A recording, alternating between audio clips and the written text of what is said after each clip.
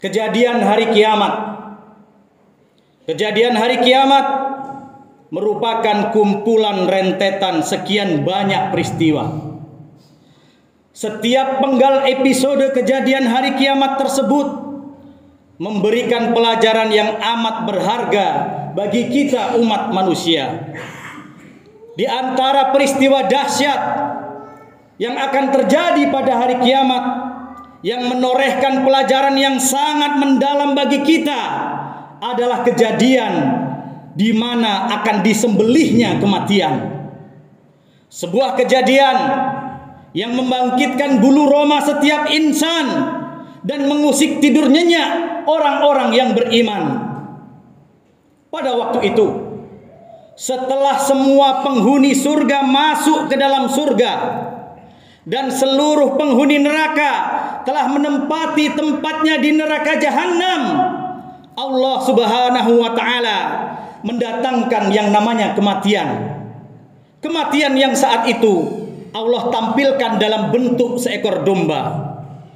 Diletakkannya kematian itu di suatu tempat yang letaknya di antara surga dan neraka. Dalam sebuah hadis sahih yang dituturkan oleh Abu Sa'id Al-Khudri radhiyallahu anhu, disebutkan bahwa Nabi Muhammad sallallahu alaihi wasallam bersabda, pada hari kiamat kelak kematian akan didatangkan dalam bentuk seekor kambing berbulu hitam putih. Seorang penyeru berkata, "Wahai penghuni surga," maka para penghuni surga pun menengok dan melihat. "Tahukah kalian apa ini?" Lanjut si penyeru, "Ya, kami tahu itu adalah kematian," jawab para penghuni surga. Penyeru kembali berkata, "Wahai penghuni neraka," maka para penghuni neraka pun menengok dan melihat. "Tahukah kalian apakah ini?" Dan mereka pun menjawab, "Ya, kami tahu itu adalah kematian." Kemudian setelah semua mata tertuju penglihatannya kepada kematian itu, kemudian kematian itu disembelih. Kemudian dikatakan kepada para penghuni surga, "Wahai para penghuni surga, setelah hari ini kalian akan hidup kekal di dalam surga dan tidak ada lagi yang namanya kematian." Dan dikatakan pula kepada para penghuni neraka, "Wahai penghuni neraka, setelah hari ini kalian pun akan hidup kekal di dalam neraka dan tidak ada lagi yang namanya kematian." Hadis riwayat Bukhari dan Muslim. Kaum muslimin yang kami hormati, dalam hadis lain yang mulia, Sayyidina Muhammad sallallahu alaihi wasallam menggambarkan bagaimana perasaan yang dialami oleh para penghuni surga dan perasaan yang dialami oleh para penghuni neraka saat mereka dipanggil pertama kali dalam peristiwa ini. Bagaimana gerangan perasaan penghuni surga dan bagaimana gerangan perasaan para penghuni neraka ketika mereka dipanggil pertama kali. Rasulullah Shallallahu Alaihi Wasallam menceritakan, penghuni surga ketika dipanggil, "Wahai penghuni surga," maka mereka pun menoleh dengan diiringi perasaan takut dan khawatir. Jangan-jangan mereka dipanggil untuk dikeluarkan dari surga. Itulah perasaan awal para penghuni surga. Adapun penghuni neraka, ketika mereka dipanggil pertama kali, "Wahai para penghuni neraka," maka mereka pun menoleh dengan dipenuhi perasaan gembira dan penuh harapan. Jangan-jangan mereka akan dikeluarkan dari neraka dan diangkat menuju surga. Hadis riwayat Ahmad. Seperti itulah perasaan mereka ketika mereka dipanggil untuk pertama kali. Penghuni surga merasa cemas. Jangan-jangan kami dipanggil untuk dikeluarkan dari surga dan dilemparkan menuju neraka.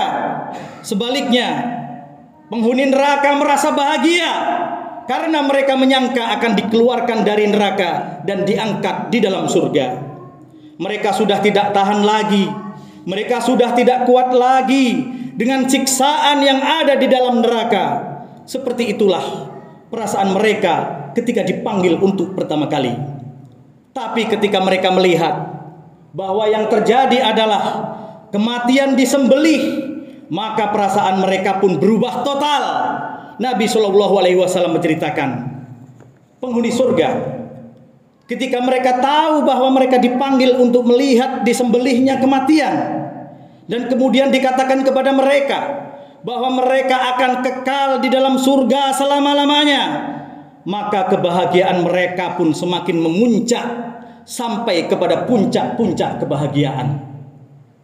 Adapun penghuni neraka, ketika mereka tahu bahwa mereka dipanggil untuk menyaksikan kematian yang akan mati, dan setelah itu tidak akan ada lagi yang namanya kematian, maka perasaan mereka yang memang sedari awal sudah merasakan sedih, maka mereka semakin sedih karena mereka tahu bahwa setelah ini mereka tidak akan lagi merasakan kematian, alias mereka akan kekal di dalam siksaan neraka yang pedih dan abadi di neraka jahanam. Hadis riwayat Bukhari dan Muslim. Jamaah Jumat yang dirahmati Allah, begitulah sekelumit tentang kejadian penyembelihan kematian di hari kiamat kelak, di mana peristiwa tersebut merupakan penanda bahwa kematian telah tiada. Ya, kematian telah mati. Tidak akan ada lagi kematian setelah hari itu. Yang ada adalah dua warna kehidupan yang sangat bertolak belakang. Kehidupan yang pertama adalah kehidupan para penghuni surga yang diliputi dengan segala jenis kenikmatan yang nikmat tiada taranya. Adapun kehidupan kedua adalah kehidupan para penghuni neraka yang dikungkung dan disiksa dalam bentuk berbagai macam siksaan dan azab yang sangat pedih dan tidak terperikan, dan masing-masing akan menjalani kehidupan tersebut tanpa ada batas akhir, alias kekal dan abadi selama-lamanya di tempatnya masing-masing. Banyak pelajaran yang bisa kita petik dari penggalan kisah singkat tentang kejadian alam akhirat ini. Di antaranya, dengan merenungi peristiwa di atas, kita akan lebih termotivasi untuk menyiapkan bekal dalam menghadapi peristiwa tersebut. Kehidupan di dunia ini ibarat penyeberangan yang dilalui oleh orang-orang yang hidup di dalamnya. Setiap orang akan melewati dan kemudian meninggalkannya, lalu menuju kehidupan yang sesungguhnya, yaitu di akhirat yang kekal dan abadi. Allah Subhanahu wa taala menjadikan dunia ini sebagai tempat beramal, sedang akhirat dijadikan oleh Allah sebagai tempat pembalasan amal. Maka setiap orang yang beramal di dunia ini, dia pasti akan mendapatkan ganjarannya. Sebaliknya, setiap orang yang lalai pasti akan menyesali perbuatannya. Saudara-saudaraku, kaum muslimin rahimakumullah, seorang hamba yang soleh pernah berpetuah, bekerjalah untuk duniamu sesuai dengan jatah waktu tinggalmu di dalamnya, dan beramallah untuk akhiratmu sesuai dengan jatah waktu tinggalmu di dalamnya. Subhanallah, sebuah nasihat yang sungguh mencerminkan kedalaman perenungan akan hakikat perbandingan kehidupan dunia dengan kehidupan akhirat. Ia sangat memahami bahwa jauh lebih penting kehidupan akhirat jika dibandingkan dengan dunia yang fana ini. Mari kita renungkan, berapa lamakah jatah waktu hidup kita di dunia? Paling-paling hanya 60 sampai 70 tahun. Kalau bisa lebih dari itu, tentu sudah sangat istimewa. Seseorang yang mencapai usia 100 tahun sungguh luar biasa dan jarang ada. Rasulullah SAW telah menyatakan hal itu dalam sabdanya, umur umatku antara 60 hingga 70 tahun, dan sedikit di antara mereka yang melewati itu. Hadis riwayat Tirmidzi. Itulah jatah hidup kita di dunia ini. Bagaimana dengan jatah hidup kita di akhirat?